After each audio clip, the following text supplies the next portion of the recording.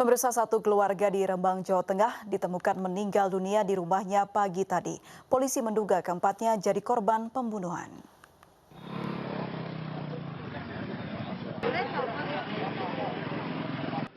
Satu keluarga yang terdiri dari 2 orang dewasa dan 2 anak-anak ditemukan meninggal dunia di Padepokan Seni Ongkojoyo, Desa Turus Gede, Kecamatan Kota Rembang. Satu di antara 4 orang yang meninggal adalah pemilik Padepokan, Anom Subekti. Sementara korban lainnya merupakan istri, anak, dan cucu Subekti. Dari hasil olah tempat kejadian perkara, Anom beserta anak dan cucunya ditemukan dalam kamar yang sama, sementara jasad istrinya di kamar berbeda.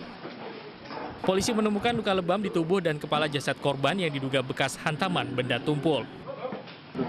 Dari hasil olah TKP, korban dinyatakan ada penganiayaan oleh pelaku.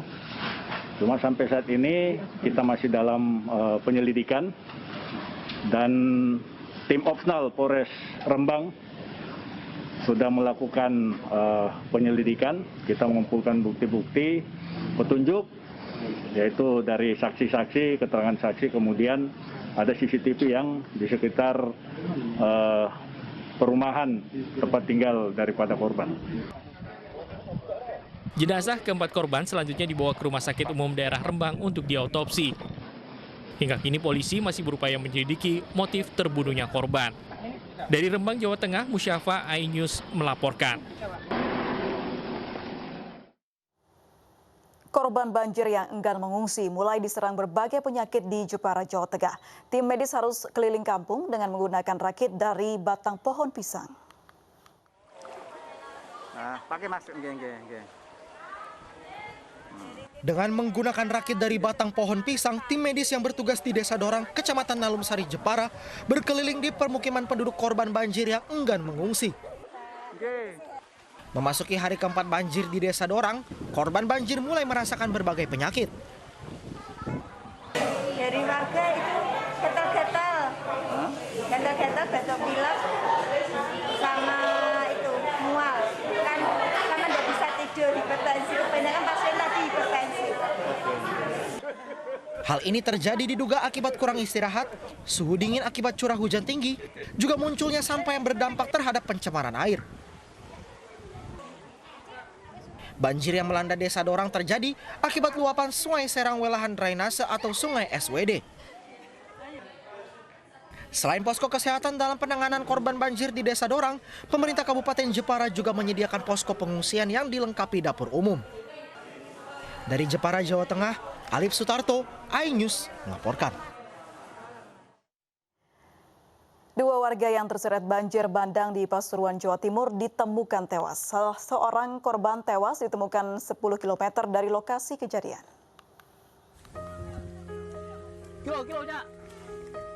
Video amatir ini merekam penemuan korban banjir bandang di Desa Kepulungan, Pasuruan, Jawa Timur. Korban bernama Sri Susminati berusia 60 tahun ditemukan tewas 1 km dari lokasi kejadian. Sedangkan korban kedua yang juga cucu dari korban pertama juga ditemukan tewas. Jasad nenek dan cucu ini dievakuasi tim BPBD Kabupaten Pasuruan untuk selanjutnya dibawa ke rumah duka.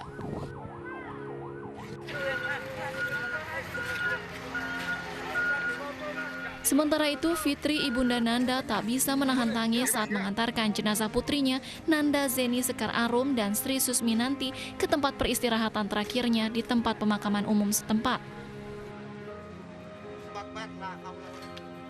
Keduanya dimakamkan dalam satu liang lahat. Keluarga tak menyangka nenek dan cucu ini meninggal dunia diterjang banjir bandang Rabu sore kemarin. Sebelumnya, banjir bandang akibat luapan Sungai Kambeng terjadi di Kecamatan Gempol, Kabupaten Pasuruan, Jawa Timur, melanda 11 rumah. Tidak hanya merusak perumahan, 2 warga terseret air dengan ketinggian yang mencapai 1 meter. Dari Pasuruan, Jawa Timur, Jaka Samudra, iNews melaporkan.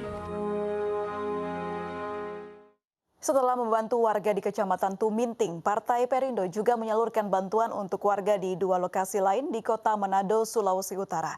Bantuan untuk masyarakat terdampak banjir ini diantarkan langsung ke rumah warga. Warga di Kelurahan Karombasan Selatan, Kecamatan Wanea, Kota Manado mulai membersihkan rumah mereka dari sisa-sisa banjir. Di tengah usaha mereka untuk kembali pulih, Partai Perindo menyalurkan bantuan dan masker yang diantarkan langsung ke rumah warga. Selain di Karombasan Selatan, Partai Perindo juga memberikan bantuan untuk warga dan tokoh agama di Jalan Maengket. Kami membawa makanan siap saji, lalu juga ada sembako dan ada masker, ada sarung atau selimut yang dibagikan sebagai tanda kepedulian dari Partai Perindo. Kehadiran Partai Perindo sebagai bentuk kepedulian kepada masyarakat yang sedang dilanda musibah di tengah pandemi COVID-19. Tim Liputan iNews melaporkan. Pemerintah Kota Bogor akan terapkan sistem ganjil genap setiap hari Jumat hingga Minggu. Tetaplah bersama kami.